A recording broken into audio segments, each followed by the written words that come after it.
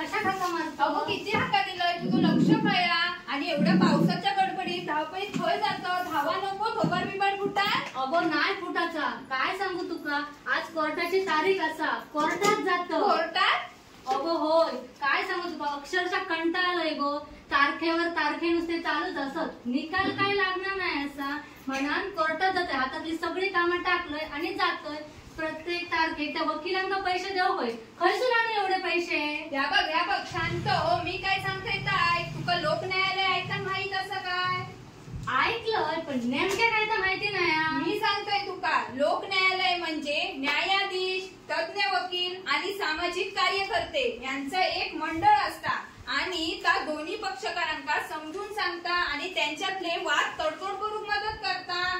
तसाच लोक न्यायालयात पैसे भरूचे लागत नाही अगर अपील देखील करूचा लागत नाही. खराच आणि लोक न्यायालयात एकदा काय निकाल लागलो की तो अंतिम निर्णय असता.